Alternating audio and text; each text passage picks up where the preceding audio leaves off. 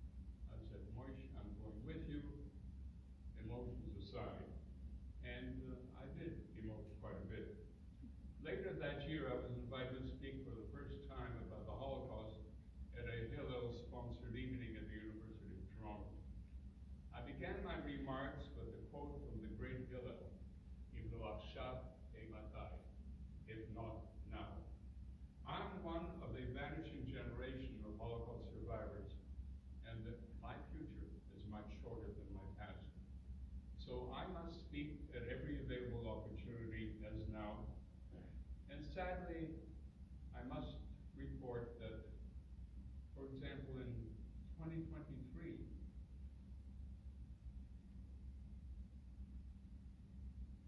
I think that should be 2025, there were 245,000 survivors, according to the understanding, to challenge Holocaust deniers, to oppose hatred, anti-Semitism, racial war during the Holocaust, to speak out and to learn to love. Now to my story. I'm the last living Jew from Stoczek-Węgrowski, or Stok, which was much easier for the Jews to pronounce. A village about 45 kilometers from Warsaw. I was the second child to Yidel Nayman and Sarah Rose Rosenberg. My sister, Nachla, your mother, Wokel and Dulin, was 7 years older. I was named in memory of my maternal grandfather, David Shlomo Rosenberg. He was a soifer, a scribe of holy works like Torah scrolls, tefillin, and parchments, etc. He did his work as a holy calling, never accepting money. My father described him as the gentlest man he had ever known, a true tzaddik, who imbued my mother with love and kindness, which she embodied. Mondays, market days were, of course, the busiest, when Polish people from Stockton, from surrounding villages and towns, would come to buy, sell, barter, etc. She traveled every second week or so to Warsaw to replenish her offerings and always bringing back a little treat for Makla and for me. Our town had a population of about 1,200 Jews and about 700 Poles. The days were peaceful, with everyone going about their business. Life was simple but difficult. Our home, like most others, was a wooden shack in which we ate, slept, and worked. We had little, but we didn't need much.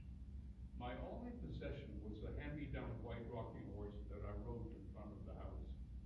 During the hot summer, I would take my grandmother's measuring Gulag, a quart for which she would measure milk, fill it with water, and make sure that my Velula had enough water during a hot day. My father had no trade or work skills, but was extremely well-read, devouring every Yiddish paper or book that he could find. He had gone through the traditional young Jewish boys' education, cheder, yeshiva, etc. But in his late teens, he became smitten by socialism, like so many other young Jews, and he joined the Bund, an ultra-socialist organization, and he essentially abandoned our religion. My father became irreligious, while my mother and grandmother maintained a truth and other things. I often went to the shul on Shabbos. I didn't know any tefillot, I wasn't taught any, but I knew what to do. I knew to sit on the bima and shuffle and sway with the men who were davening. I didn't utter a word because I didn't know any prayer words, but that usually got me a candy treat from the rabbi. There was a small hospital and library with books and newspapers brought in from Warsaw. I would carry our pot of chum on Shabbos with my sister. She would carry it, but I pretended that I was carrying it.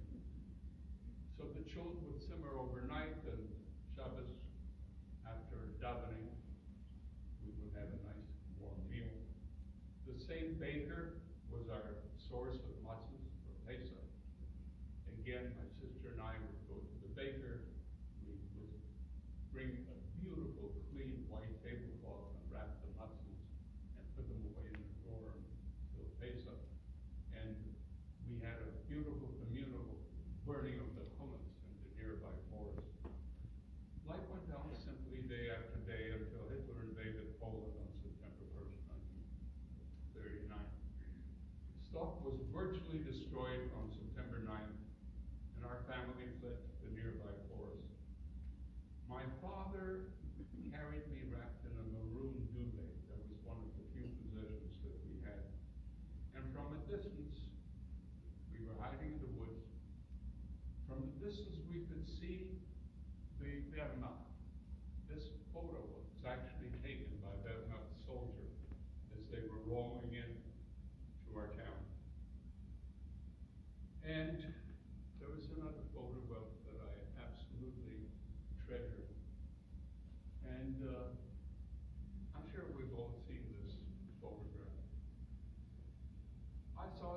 first time during Expo 67 in Montreal, when Queenie and I went to Expo, and we wanted to see the Israeli Museum, the Israeli exhibit. We walked into this magnificent building among hundreds of other Expo exhibits. And as we walked in, it was quite dark. The lighting was very low. And in the corner, there was this image on a huge wall. And there was a violin playing in the background, recorded background. It was Ivry Gillis playing one of the most beautiful tunes in Judaism. Keli, Keli. Keli, Keli, lama sabachthani. It was an incredible, incredible moment. And I had a meltdown like never before. Queenie and I had to actually go out of the museum and cool down. And I never forgot that moment. It is actually a moment of the Jews being taken out of Warsaw to be sent to Treblinka rather. Treblinka, that I described as my neighborhood death camp. And I've never, ever got that picture out of my mind. And yet recently, it's amazing how you can learn something 50, 60, 70 years later. The Nazi with a gun pointing at that little boy who could have been me. His name was Josef Bloch. In 1969, he was executed finally by the Russians who still were occupying Germany at that time. My grandmother heard that our little hospital was on fire, and that was the last time we saw her. We hid in the woods for some time, but had to move on. So we headed northeast and somehow ended up in Białystok, about 100 kilometers from our shtetl, near the Belarus border. I don't know how we got there. This was part of eastern Poland, which the Soviets invaded on September 17th based on the Hitler-Stalin Treaty. On October 6th, 5 weeks after the invasion, Poland ceased to exist as a country. It was under full control of the Nazi-Soviet axis. Before the war, Białystok was home to about 50,000 Jews. It became a refuge for about 300,000.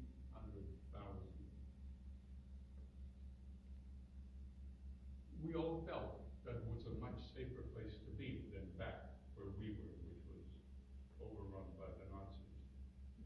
The Soviet dictator, Joseph Stalin, one of the worst mass murderers in history, inadvertently saved the lives of thousands of Jews like ours from the Nazis by ordering deportation of about 250,000 Jews to the Soviet-occupied eastern Poland, from the Soviet-occupied eastern Poland, to forced labor camps in the Soviet Union and Siberia.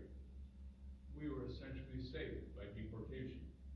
We were among the deportees packed into old filthy cattle cars and began a horrible journey to an unknown destination. Many days and about 2,000 kilometers later, we arrived in Syktyvkar. Syktyvkar was the capital, or still is, of Komi, a Soviet republic. It was late fall 1939, the onset of our first unbelievably cold winter. Syktyvkar is just west of the Ural Mountains and just east of the Arctic, or just south of the Arctic Circle. We were sent there to build lumber factories and housing barracks.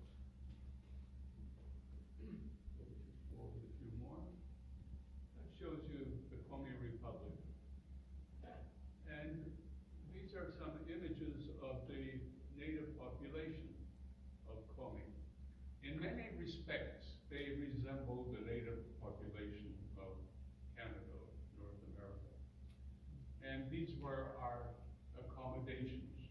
This is what they looked like, the war camps and the barracks there.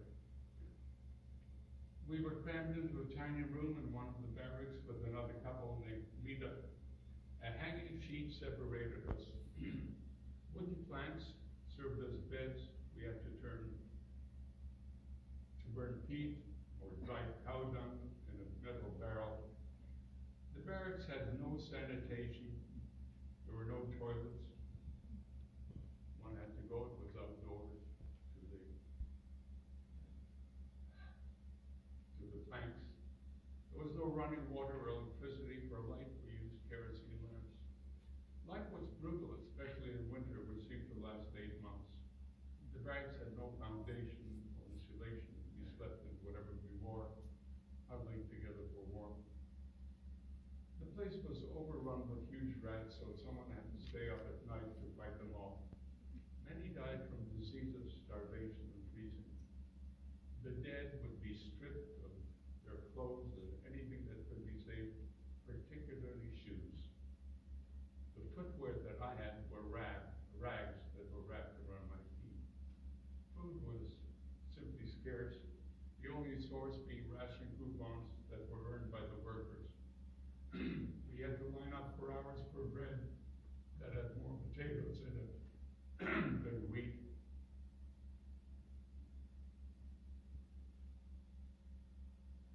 I would often search through trash bins for scraps of food or potato peels that were cooked in fat, or krativa.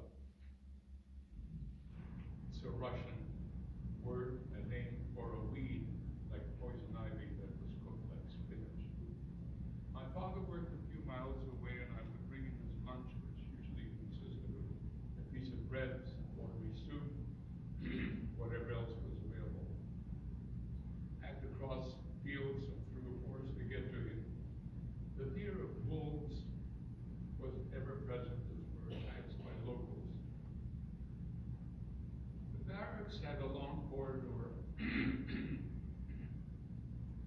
which became the squatting place for those who did not have room. One young squatter was my father's nephew whom we found there. His nephew Moshe. Moshe was the father later of my nephew and niece who are here this evening. So Moshe entered our lives.